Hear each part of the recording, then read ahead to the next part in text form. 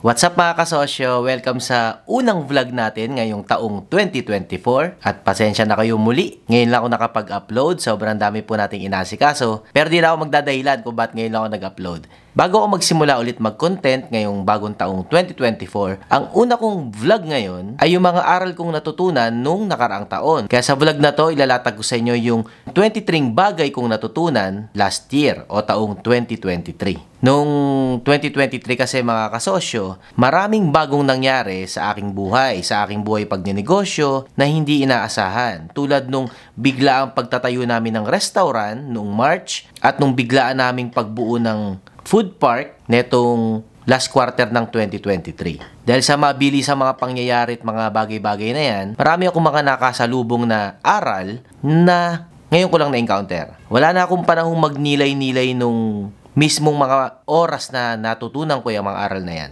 Pero ngayong umpisa ng January, ngayon ko pinagnilay-nilayan yan at pinag-isip-isipan. Siyempre para tumatak at tumanim sa aking isipan. At ibabahagi ko sa inyo mga kasosyo itong mga aral na to. Mostly to ay about sa negosyo syempre at yung ilan din naman ay tungkol sa buhay in general. O tara, simula na tayo. Ang una kagad dyan ay ang people and contract. Natutunan ko last year na napakahalaga ng kontrata sa lahat ng ating ginagawa. Natutunan ko na kahit gaano mo kalapit ang isang tao o gaano mo ito kakilala, mainam pa rin na may kontrata kayo sa lahat ng inyong usapan. Marirealize mo na lang kasi yung halaga ng kontrata kapag may hindi nang magandang nangyari sa inyo. Kaya una ko kagad na ilista yan dahil na-experience ko yan last year dahil may mga napagkatiwalaan kaming mga tao na tila ba hindi kayo maghihiwalay sa inyong buhay paghahanap buhay o pagnenegosyo, pero nakakagulat na lang na wala, maghiwalay at maghiwalay talaga kayo. May hindi kayo mapagkakasunduan. So napakahalaga ng kontrata. Kahit na anong usapan nyo, especially yung mga may kapalaob na mga may presyong bagay, isa papel nyo yan. Awkward yan sa simula kasi parang sasabihin nung kausap nyo o sasabihin mo bakit pa magkakaroon ng kontrata magkakilala naman kayo, magkaibigan naman kayo, magbarkada naman kayo, magkumpare kayo. Parang wala naman kayong tiwala sa isa't isa.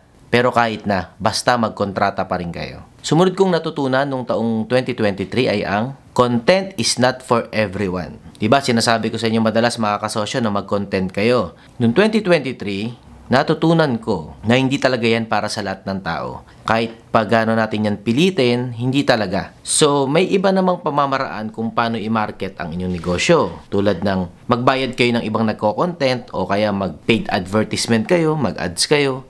Wala, yun talaga Hindi yan para sa lahat. At may mga bagay talaga na kung hindi para sa'yo, sa personalidad mo, kasosyo, hindi talaga para sa'yo yan. Pwedeng ilaban, pwedeng matutunan, pero kung hindi talaga, hindi talaga. Kaya, kahit na ang realidad ay magtatagal na ang paggawa ng sariling content sa negosyo, ang isang malaking laban mo, i-figure out mo na lang kung paano ka pa rin makakapag-vertise kahit na hindi ko yung nagko-content. Pero content pa din ang labanan. Make sense ba? Ang punto ko lang, dahil sinasabi ko na mag-content din kayo mga kasosyo, at hindi to talaga para sa'yo kahit sinubukan mo, humanap ka pa rin ng paraan kung paano makakagawa ng original content kahit hindi na ikaw yung gagawa. Pwede yun. Dahil may mga nakikita akong mga businessman na hindi sila madunong o maalam o ayaw talaga nila yung pagko-content, pero meron silang mga employees na nagko-content para sa kanila. Same din ang dali. O, diskartehan nyo na lang yun. So, kung sinubukan mo mag-content at hindi talaga yan para sa'yo, humarap ka pa rin ng paraan. Baka hindi ikaw yung magko-content pala dapat. Baka yung mga employees mo pwede. Okay, next. Isang natutunan ko last year ay ang real estate business is next to real businesses. Kapag matagal ka nang nagnenegosyo mga kasosyo at may mga negosyo na kayo,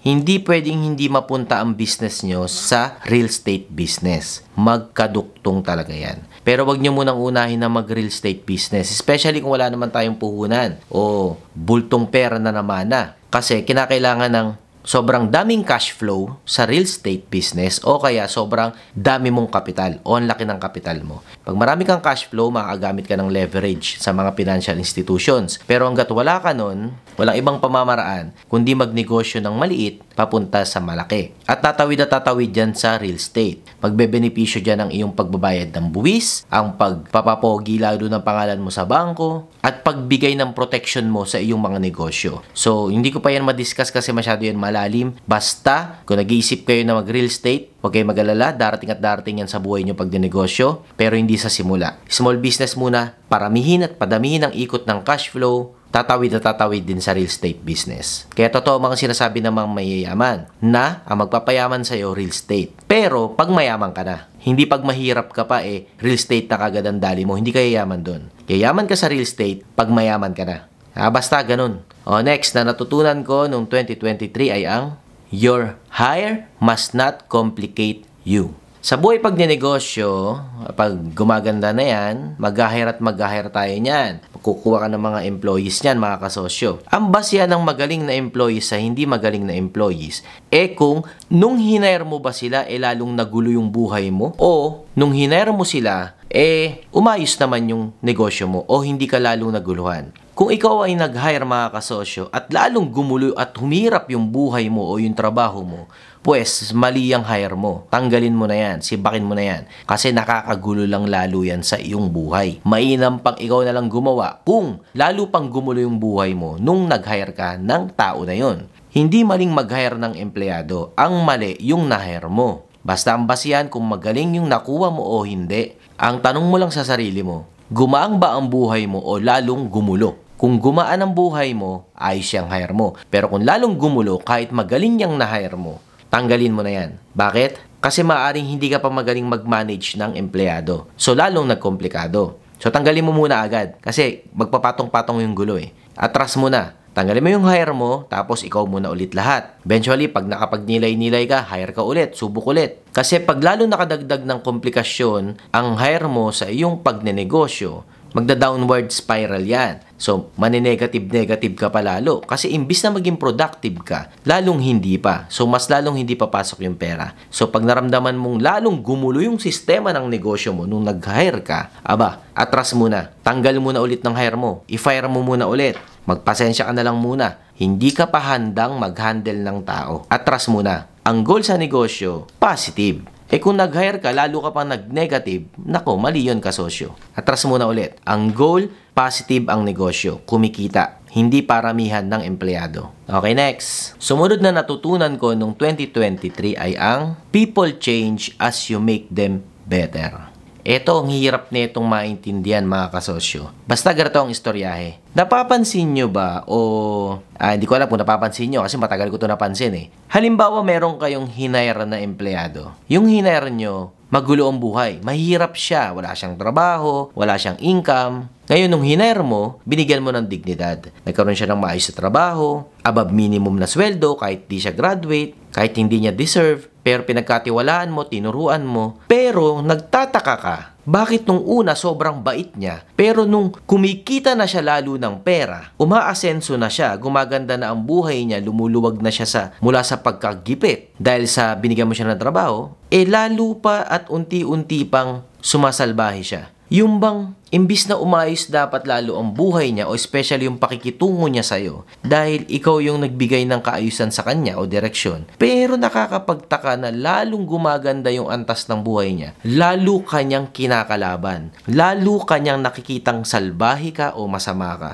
O lalo pa kayong mas nag-aaway. Yung bang, hindi mo naman sinusumbat pero wala silang utang na loob. Ito ang explanation ko doon mga kasosyo. Kapag ang taong problemado, tinulungan mo, binigyan mo ng magandang buhay, tinatanggal mo yung problema niya sa buhay niya. Ikaw ang nagtatanggal nun. Ngayon, pag tinanggal mo na yung mga problema sa buhay niya, tulad ng paggastos pang araw-araw, disposisyon, at wala na siyang problema. Kasi dati ang problema lang naman niya, pangkain, dignidad. Pero nung solve na yung mga yon, wala na siyang problema. Ngayon, ikaw na tumulong sa kanya o naging dahilan kung ba't maayos na siya ngayon, ikaw na ngayon ang poproblemahin niya. Ikaw na ngayon ang problema niya. Bakit? Hindi ko rin mapaliwanag. The more na ikaw ang nagtanggal ng problema sa isang tao, the more na ikaw ang magiging problema niya. Bakit? Kasi hindi siya sanay na walang problema. Tinanggal mo. Ngayon, ikaw na ang problema niyan. Wala akong dahilan o paliwanag kung bakit nangyayari yan. Pero isa lang ang napatunayan ko. Talagang ganun, kasosyo. The more na ikaw ang nagtanggal ng problema sa isang tao, the more kang susuwagin yan. Sabihin nyo nang hindi naman lahat, pero isa yan sa realidad. O basta mag-ingat sa mga tinutulungan nyo. Kasi ang mga tinutulungan nyo, pag nawala ng problema yan, ikaw na ang poproblemahin nila. Gagawa sila ng paraan para magka-problema kayong dalawa. O, natutunan ko yan last year. Okay, next. Isang bagay na natutunan ko last year ay ang put money in your personal bank account. Matagal na po ako nagnenegosyo, mga kasosyo, mga magte 20 years na. Dati ang prinsipyo ko, lahat ng perang pumapasok sa negosyo yan. Walang problema doon. Pero kapag naman matagal ka na, mga kasosyo, at kumikita na talaga, umaasenso na yung negosyo mo, talagang pumapasok na yung pera, ngayong taon natutunan ko na masarap palang magpasok ng pera talaga sa sarili mong bank account. Kasi yung sarili mong bank account, sa'yo talaga yun eh. Nakikita mo talaga na nagkakapera na yung pangalan mo. Hindi na yung negosyo Don't get me wrong. Hindi ko sinasabing kuhanan nyo kagad ng pera yung negosyo nyo. Ang punto ko lang, darating ang panahon kung talagang kumikita na, damahin mo yung tagumpay na kumikita na ng pera yung negosyo mo. Walang problema doon. Paano mo mararamdaman? Magpasok ka rin ng pera sa sarili mong pangalan. Yun talagang pera mo para nakikita mo, kumikita na talaga ako. Nagbubunga na yung paghihirap ko. Sarili mo na talagang pera yon, hindi na pera ng negosyo. Dati kasi tinuturo ko sa inyo na lahat ng pera, hindi sa inyo yan, sa negosyo yan. Pero eventually, syempre pag kumikita na, kailangan din nating maramdaman na,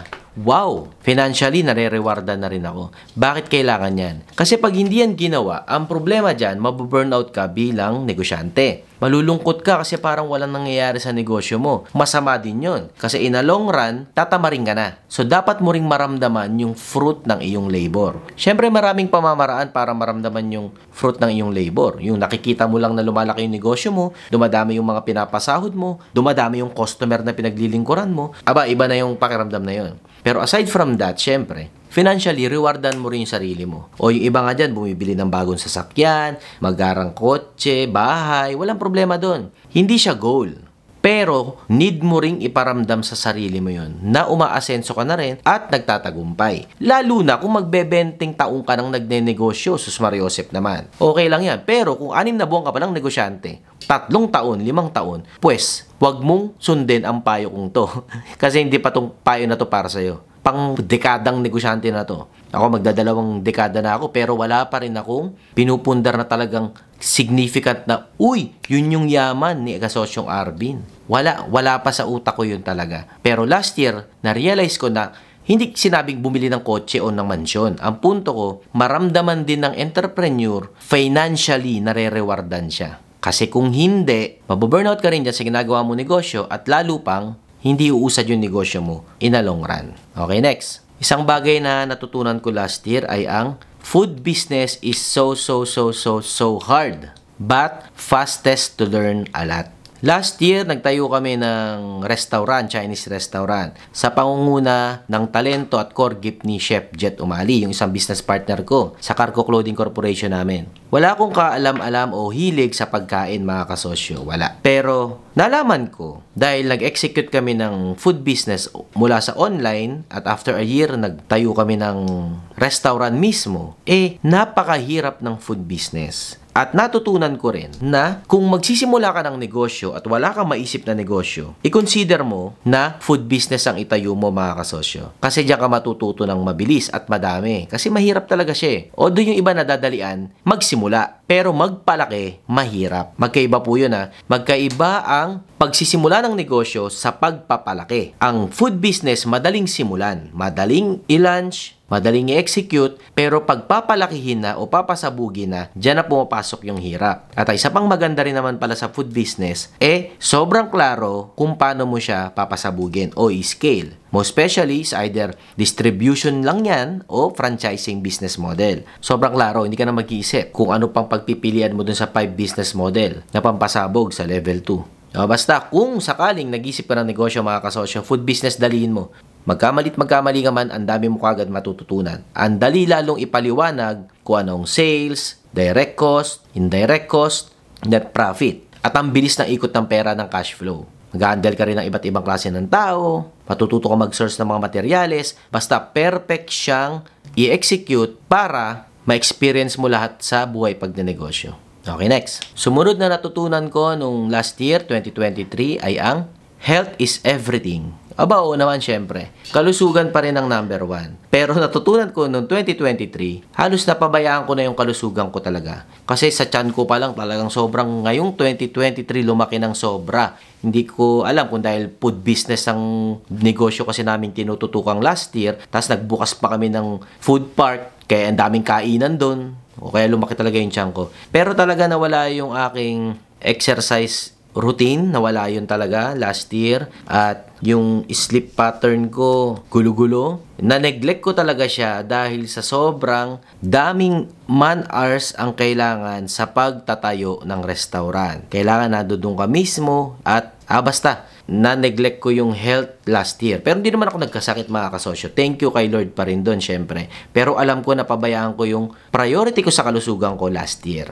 And praying na ngayong 2024, maayos yun syempre. Lahat naman, taon-taon. Dadasal lahat, ginagol natin na mas maging healthy. Kaya, alam ko last year, na-neglect ko yung about sa kalusugan. At paalala sa atin lahat na alagaan ang ating mga kasarili, mga kasosyo. Kasi yan ang number 1 asset natin. Ang ating sarili, syempre. Okay, next. Isang natutunan ko last year ay family is everything. Last year, ko naramdaman na ang sarap talaga ng may pamilya. Ang sarap na meron kang relatives. Ang saya lang talaga. And habang siguro tumatanda rin tayo, dati masaya lang tayo kasama yung mga barkada, mga kutsara natin. Pero habang nagkakaedad ako, ang sarap pala nung pakiramdam na makasama mo yung mga kamag-anak mo, siyempre, magulang mo, mga kapatid mo, sarap talaga. Iba yung feeling, iba. At last year ko yun natutunan. Kasi ako yung isang klase ng tao na hindi ko ganong na-appreciate yung pamilya. Feeling ko, waste of time, sayang oras. Dapat, nasa labas na lang ako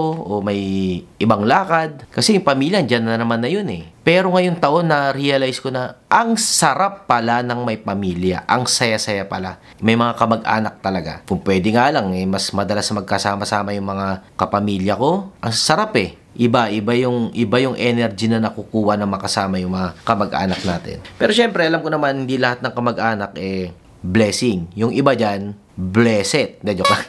Iba dyan, buwisit. Pero, given na yun, given. Focus tayo dun sa mga kamag-anak nating blessing sa atin. O mali natin ang ating mga kamag-anak. I-appreciate natin yung time na nandyan pa sila at may pagkakataon pa tayo makapagsalamu-salamuha. Isang natutunan ko rin nung 2023 ay ang manage your vices.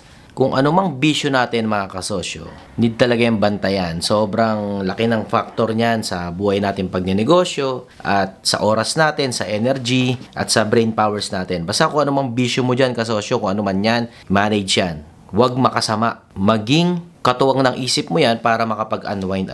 Pero pag masamang bisyo, syempre tigilan yan. Pero yung bisyong nakaka-unwind sa utak mo, sa stress mo, yan. Okay naman yung bisyo na yan. Pero i-manage ng tama. Kasi kung hindi, makakasira rin yan. Sayang naman. Yung mga pinaghihirapan natin. Okay, next. Isang natutunan ko last year, taong 2023, ay ang 3 to 5 quotations. Eto, isa ako sa mga kasosyo sa paghahanap ng supplier. Basta nagtiwala ako dun sa supplier na yon, sa mukha ng tao na yon, o sa pangalan niya, o sa pagkatao niya, okay na yon. Hindi na ako titingin ng ibang supplier. Ayos na yon. Pero last year, natutunan ko na walang tatalo kung meron kang 3 to 5 na quotation na makukuha sa iba't ibang mga supplier at makakapili ka talaga ng maayos.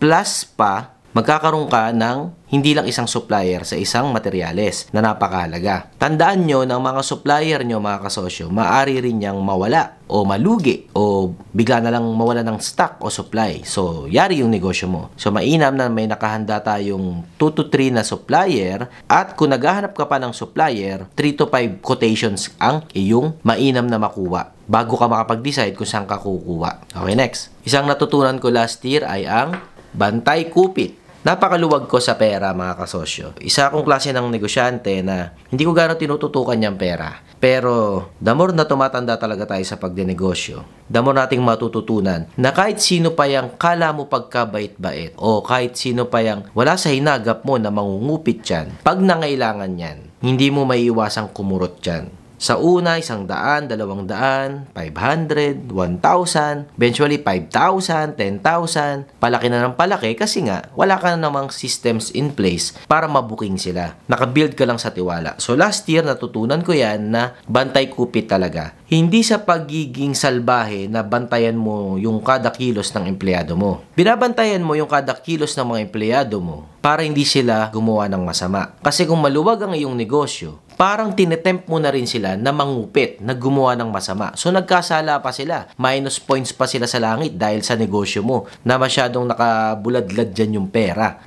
Tulungan natin yung mga empleyado natin na mahirapan silang makagawa ng masama. Yun ang tamang pag-uutak doon. At syempre, lahat ng pera ng negosyo, pag nakukupitan yan, kapabayaan din natin. Pagiging walang kwentang may-ari rin yun, mga kasosyo. Kaya, put systems in place sa ating mga negosyo para hindi sila makakupit. Okay, next. Isang natutunan ko last year, 2023, ay ang more people, more politics. Mas marami kang empleyado, mas maraming politika. Ang ibig sabihin ng politika, mga kasosyo, ay polarization. Ibig sabihin, may pumapanig sa kaliwa, may pumapanig sa kanan. So, expect mo na lalong dumadami ang tao mo, mas marami niyan. Minsan pa nga, may kaliwa, may kanan, may taas, baba pa. So, mas maraming politika, mas malaki ang problema ng may-ari. Mas masakit sa ulo yan. Ay ganoon talaga. Kaya less is better. Mas konti ang tao, mas mainam. O kaya yung kung paano mo maiwasan na hindi sila maganda politika, di mas mainam yun. Kaya sa pag-hire ng tao, mga kasosyo, hindi ibig sabihin na mas marami ang tao mo, mas aayos ang negosyo mo. Hindi din Mas madami ang tao mo, mas gugulo yung mga hindi tangibles na aspeto. Especially yung politika o politics. Basta natutunan ko yung last year. Last year kasi, syempre masaya na maraming empleyado. Pero last year ko lang naintindihan at natutunan na mas maraming tao, mas magulo. Labo pero basta yun. Mas dumadami ang tao, mas maraming avenue ng kaguluhan o ng politika. Okay, next. Isang natutunan ko last year ay give yourself your time. Bilang negosyante, mga kasosyo, hindi pwedeng hindi mo bigyan ng panahon ang sarili mo ng panahong gusto niya. Ibig ko lang sabihin, dahil sobrang dami nating trabaho, mga kasosyo, siyempre naman, sobrang daming trabaho talaga, no? Hindi nga tayo 9 to 5 na nagtatrabaho. Hindi tayo between 9 a.m. to 5 p.m. Pero tayo naman ay halos 24 hours nagtatrabaho. Kaya, ang benepisyo na nga lang ng ating pagiging may-ari, mamili ka kung anong oras mo tatrabahuin yung gusto mong trabahuin. Ibig sabihin, kung gusto mong mag-accounting sa umaga, di accounting ang trabahuin mo sa umaga. Kung gusto mong umatupag ng mga problema sa mga tauhan mo sa hapon, di doon mo gawin, wag sa umaga. Kung gusto mo namang asikasuhin yung marketing ng negosyo mo sa gabi, di sa gabi mo asikasuhin, hindi sa tanghali. Ibigay mo kung ano yung hinihingi ng katawan mo, kung anong oras niya gustong gawin. Dahil yan na nga lang yung mabebenepisyo mo sa iyong negosyo, sulitin mo na. Ibigay mo yun. Dahil kung hindi, mababurnout ka din, masasayang ang lahat ng pinaghirapan mo, tatamarin ka, mawawalan ka ng gana, sayang din ang lahat ng pinaghirapan. Pag-aralan kung anong oras mong gustong gawin ang mga bagay-bagay at dun mo siya gawin. Dahil may iba't iba tayong chemistry. May kakayanan kang mag-demand sa empleyado mo na, sa hapon natin yan pag-usapan o trabahuin. Sa umaga na lang natin gawin yan kasi mas trip ko yan sa umaga. May kakayanan tayo doon kaya gamitin natin yan. Minsan hindi pwede pero most of the time pwede. Okay, next. Isang bagay na natutunan ko last year ay ang don't neglect your kids' time and your parents' time. Last year ko to natutunan kasi halos hindi na ako umuwi sa bahay namin sa sobrang kabisihan. Pero last year ko natutunan na sobrang bilis lumaki ng ating mga anak. At last year ko rin na-realize na mas gusto ko pa mag-spend ng maraming oras sa mga magulang natin. Na sobrang bilis ng panahon, And kung mapagbibigyan ng pagkakataon, mas gusto kong mag-ubos ng maraming oras na makasama yung mga anak ko, pamilya ko, magulang ko, ngayong mga paparating na mga taon. Ngayon ko na siya nare-realize. Hindi ko alam kung tumatanda na ba ako o basta. Basta isa yan sa na-realize ko last year. Bigyan ng panahon ang ating mga anak kasi ang bilis ng panahon talaga. At ang ating mga magulang. Ang ating asawa din, syempre. Okay, next. Isang natutunan ko last year ay ang always say, this is not sure pa ha, pinag-iisipan ko pa. After first meeting. Eto, last year ko lang ito natutunan. Kasi ako, pag nakipag-meeting ako, nakipag-usap ako, kadalasan ang sarap ng usapan eh. Kadalasan, sobrang optimistic nung usapan, nung plano, kaya game na kagad, go, go, go, go na kagad, execute, execute na kagad. Ngayon, dyan tumakbo ang buhay ko ng mahabang panahon. In 20 years sa pagnenegosyo, yan ang diskarte ko. Pero last year, natutunan ko na pag may kausap ako, no? So kahit sobrang ganda ng usapan namin, at may mga planong nabubuo, at the end, sasabihin ko dapat na, pero wait lang ha, pag-isipan pa natin to. Lahat ng napag-usapan natin ng ngayong gabi, hindi pa to sigurado. Ha, pag-isipan pa natin. Hinay-hinay pa muna. Hindi pa to go na go ha. Yun yung natutunan ko last year na pwede naman yun, walang masama. Kasi mas mahirap yung napasarap yung usap nyo, napasarap yung meeting nyo, execute, execute. Tapos pag uwi mo sa bahay, dun mo marirealize na, ay hindi pa pala pwedeng ganun. Busy pa pala ako, ang dami ko pa palang priorities, ganito, ganyan. Kaso nakapag-commit ka na dun sa kausap mo, hindi mo na yun mababawi. Patay ka dun, yari ka dun. Ayun, last year ko yan natutunan. Kaya after meeting, kahit maganda yung usapan, plano, at the end, sasabihin ko muna na lahat ng napag-usapan natin to, hindi pa to sure pag-isipan pa, magkita tayo ulit o mag-usap tayo ulit para i-clarify yung mga bagay kung itutuloy talaga natin. O yun yung sa akin. Last year ko yan natutunan. Sasabihin ko muna yung lagi kada katapusan ng meeting. Okay, next. Last year, natutunan ko na napakahalaga talaga ng insurance sa ating buhay. Last year po kasi mga kasosyo, may nawala o namatay kaming kasamahan sa negosyo na importanteng tao sa amin, no, mahalaga. At doon ko na-realize yung kahalaga ng insurance kasi yung mga kasamahan namin, wala pa silang life insurance na maayos. Kaya nung nawala siya bigla, itong kasamahan namin, walang naiwan dun sa pamilya niya. Pero yung kumpanya naman namin, nagbigay pa rin naman. Pero iba yung may makukuha ka sa insurance na nahulugan pa nung tao. Kaso wala pa nun kasi mag-i-implement pa lang sana kami ng maghulog sa insurance, lahat ng katrabaho namin, lahat ng empleyado, pero hindi na siya inabot. And yun, bilang may-ari, no, nakakahiya o hinayang na walang insurance yung mga empleyado natin, especially life insurance.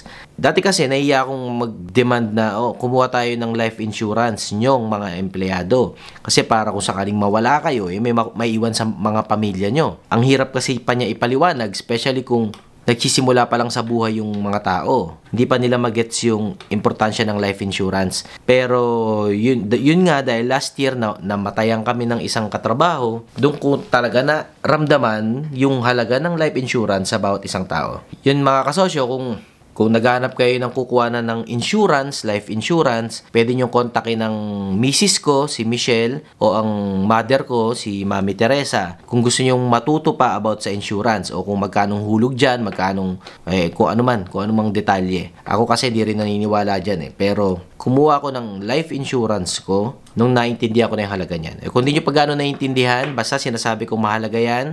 Kung gusto nyo pang matuto ng maraming bagay about sa insurance, message nyo lang yung misis ko.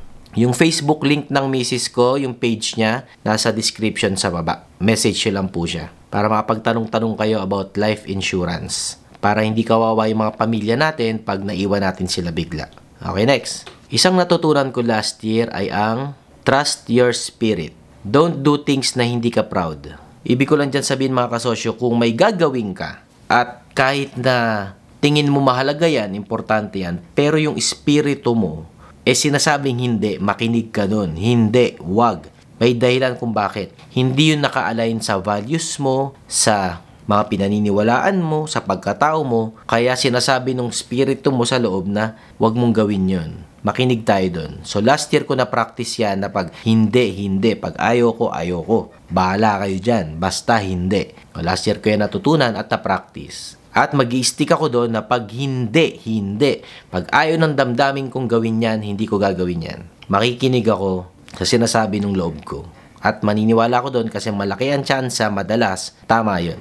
Okay, next. Isang bagay na natutunan ko last year ay ang operate online, hang out offline. So ngayon na-discover na natin sa henerasyon natin na pwede naman pala magtrabaho online. Pero kung magkikita-kita, tambay na lang, hangout na lang, hindi na trabaho. Mas effective yun, mas efficient, mas okay. Totoo naman na kailangan pa rin natin ng makisocialize, makisalamuha sa iba. Pero sa trabaho, kariri na lang natin na online. Sa bahay tayo, sa office, sa sarili nyong studio. Tulad ko, may personal akong office. Etong lugar na to, pag nandito ako mga kasosyo, dito ako nakakatrabaho ng madami. Kasi ito yung personal kong opisina eh. Sa lahat ng negosyo namin, sa clothing, sa plastic manufacturing, sa restaurant, sa food park, sa printing, sa iba pa, lahat yun, wala akong opisina doon. Ang personal kong office, eto, akin lang to. Walang ibang nandito. Nandito lahat ng gamit ko. Dito ako nag-execute ng need kong mga tapusin. Pag lumalabas ako, hindi na ako halos nagtatrabaho sa labas. Tumatambay na lang ako doon. Nakikisalamuha na lang ako sa mga employees namin, mga co-founders ko,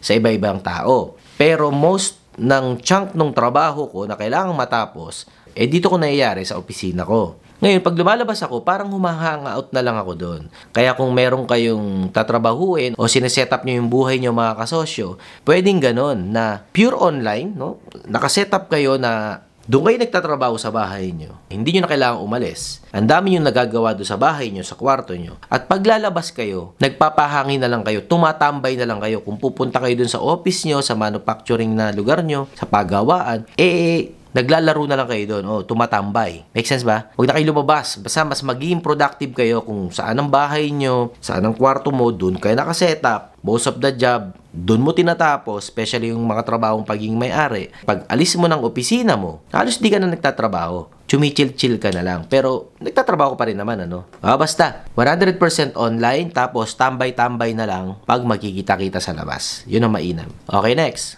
Last year, 2023, natutunan ko rin na Filipinos follow foreigner boss and fight Filipino boss. Last year ko natutunan na hindi sanay ang mga Pilipino na makakita ng Pilipinong amo na mahigpit o nagtatrabaho ng maayos. Masanay sila makakita ng mga banyaga o foreigner na pinagmumura sila, pinaghihigpitan sila, kesa sa Pilipinong amo o boss o may-ari na hinihigpitan sila, hindi nga sila minumura. Pero hinihigpitan lang sila. Galit na galit ang mga Pilipino doon.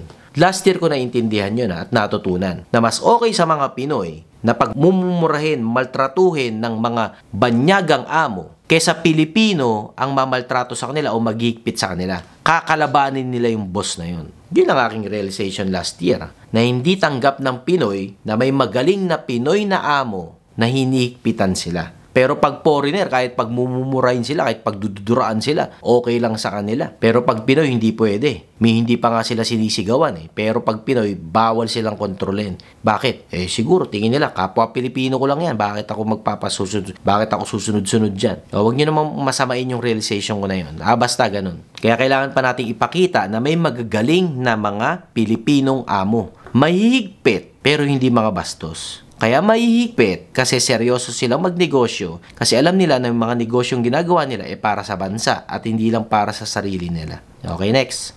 Isang natutunan ko last year ay ang don't fully trust someone until 10 years. Hindi mo masasabi na kilala mo na ang tao hanggang wala pa kayong 10 taong magkakasama. Sure ako dyan mga kasosyo. 5 years kayong magkakilala, wala pa yan, supot pa yan. 10 years pwede na. Mapagkakatiwalaan mo na talaga yan. Mabibigay mo na talaga dyan yung password mo ng Facebook mo, ganun. Mapagkakatiwalaan mo na. Pero 5 years, hindi pa rin 7 years, hindi mo pa rin masabi mga kasosyo. Ang punto ko lang kahit na matagal mo nang kakilala yan, wag mo pa rin pagkakatiwalaan. Hindi naman sa pagiging may trust issue ka sa ibang tao, no? Pero basta it takes so many years bago mo ibigay yung purong tiwala mo sa isang tao. Natutunan ko yan last year. Okay, next. Isang natutunan ko last year ay ang go to church. Magsimba talaga. Kasi, bakit? Para makapagpasalamat sa Diyos na gumagabay sa atin. At saka praktikal na makukuha mo sa pagsisimba mga kasosyo, nare-reset nare-reset yung utak natin Nakakapahinga yung ating damdamin, isipan, na merong malaking epekto sa kagandahan ng pagpapatakbo natin sa ating mga negosyo. Basta talagang magsimba, napakahalaga niyan. Emotionally, ang laking tulong niyan para hindi tayo ma-burnout, para hindi tayo maparaning, mabaliw, no? Napakahalaga niyan. Kaya salamat na lang, may simbahan. Nakakapagsimba tayo. Kahit saan kayo magsimba, walang problema. Basta magsimba. Okay, next. Last na natutunan ko last year, 2023, at ito na yung pang 23 na natutunan ko last year, ay ang company ng isa. Hindi masama na magkanegosyo na mag-isa ka lang. O magka-business na mag-isa ka lang o dalawa lang kayo ng misis mo. Last year ko siya na-appreciate. Kasi lagi kong sinasabi sa inyo mga kasosyo, mainam may business partner kayo. Mahirap gumana yan kapag mag-isa lang kayo o kayo lang na misis mo.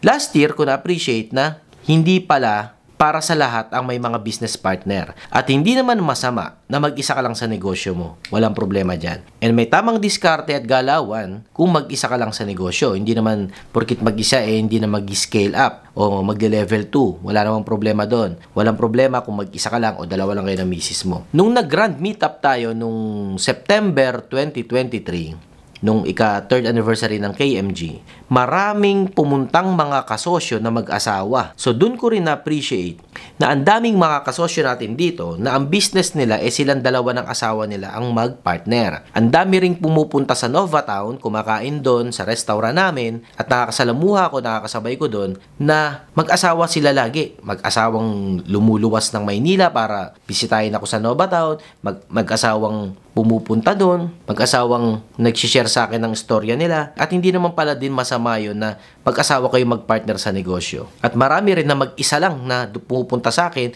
mag-isang may-ari, may mga empleyado na nagpapasalamat, at doon ko naisip na okay, yung payo ko na dapat may mga business partners kayo, hindi para sa lahat. At okay lang na may mga business partner kayo tulad ko. Meron ako mga co-founders sa mga negosyo namin. Pero hindi rin naman pala masama na mag-isa ka lang kasosyo o dalawa lang kayo ng misis mo.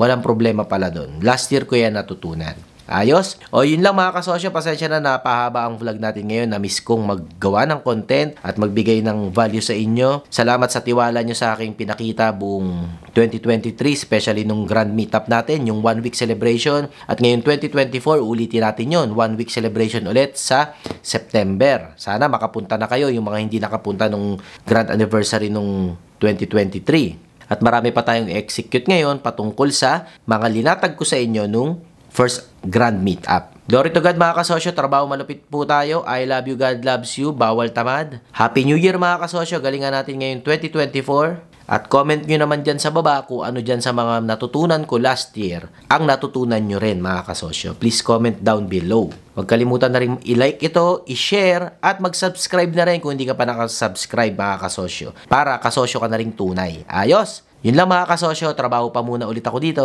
Ciao, bye!